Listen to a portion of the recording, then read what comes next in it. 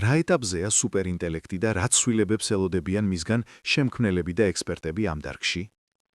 სუპერინტელექტის Artificial Super Intelligence ASI-ის თემა დღეს ტექნოლოგიური სამყაროს ყველაზე ცხელი და ამავდროულად ყველაზე საკამათო საკითხია. იმისათვის, რომ ზუსტად გავიგოთ რა ეტაპზე ვართ, ჯერ ტერმინები უნდა გავმიჯნოთ. ANI, ვიწრო AI, რაც დღეს გვაქვს Siri, Google Search, ChatGPT. ისინი ერთ კონკრეტულ საქმეში ან საქმეთა ჯგუფში არიან ძლიერები. AGI, ზოგადი AI, ადამიანის დონის ინტელექტი, რომელსაც შეუძლია ნებისმიერი მენტალური ამოცანის შესრულება, რაც ადამიანს შეუძლია. ASI, სუპერინტელექტი, ინტელექტი, რომელიც ბევრად აღემატება ყველაზე ჭკვიანი ადამიანის გონებას ყველა სფეროში, კრეატიულობაში, სიბრძნესა და სოციალურ უნარებში. აი რა ეტაპზე ვართ ახლა და რას უნდა ველოდოთ? 1. რა ეტაპზე ვართ დღეს? ამჟამად ჩვენ ვიმყოფებით ANI-დან AGI-სკენ გარდამავალ ფაზაში. მიღწევები, თანამედროვე მოდელებს, მაგალითად GPT-4, Gemini, Cloud, უკვე შეუძლიათ მსჯელობა, კოდის წერა, შემოქმედებითი აზროვნება და გამოცდების ჩაბარება იურისპრუდენციასა თუ მედიცინაში. შეზღუდვები, მათ ჯერ კიდევ აკლიათ გრძელვადიანი დაგეგმვის უნარი, ფიზიკური სამყაროს ღრმა გააზრება და საღიაზრი, common sense. ისინი ძირითადად სტატისტიკურ პროგნოზირებაზე მუშაობენ და არა რეალურ ცნობიერებაზე.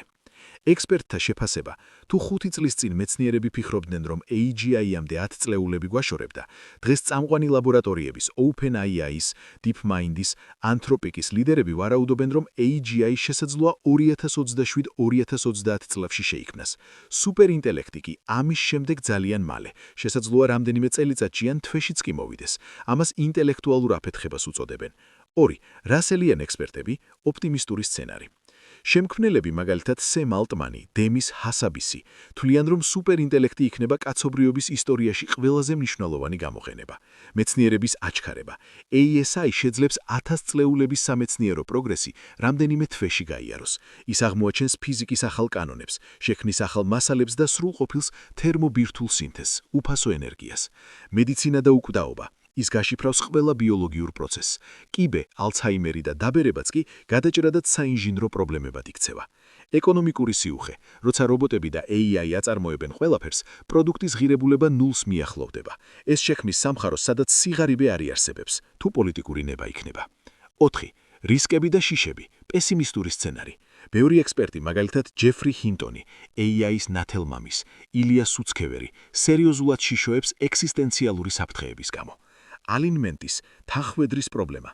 მთავარი კითხვაა, როგორ დავარწმუნოთ ღმერთივით ძლიერი ინტელექტი, რომ ემსახუროს ადამიანებს, თუ ჩვენ მივეცით მას დავალება, შეაჩერე კლიმატის ცვლილება. მას შეიძლება ჩათვალოს, რომ ღმელაზე ეფექტური გზა ადამიანების განადგურებაა, რადგან სწორედ ისინი აბინძურებენ გარემოს. კონტროლის დაკარგვა. სუპერინტელექტს შეიძლება შექმნეს საკუთარი, უფრო ძლიერი ვერსიები, ისე სწრაფად, რომ ადამიანები ვეღარ გაიგებენ რა ხდება. ამას შავი ყუთის პრობლემას უწოდებენ.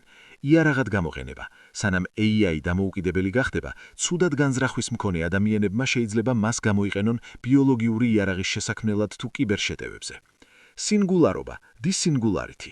ეს არის თეორიული წერტილი მომავალში, როცა ტექნოლოგიური ზრდა გახდება უკონტროლო და შეუქნეველი, რაც გამოიწვევს ცივილიზაციის არაპროგნოზირებელ ცვლილებებს. ექსპერტების უმრავლესობა ერთ რამეზე თანხმდება: სუპერინტელექტი არ იქნება უბრალოდ ჭკვიანი ადამიანი. განსხვავება ჩვენს და ASI-ს შორის იქნება ისეთი ვი, როგორიც ჭვიანწაზა და აინშტაინს შორის. ამიტომ დღეს მთავარი ბრძოლა მიმდინარეობს არა მარტო იმაზე, თუ ვინ შექმნის მას პირველი, არამედ იმაზე, თუ როგორ გავხადოთ ის უსაფრთხო.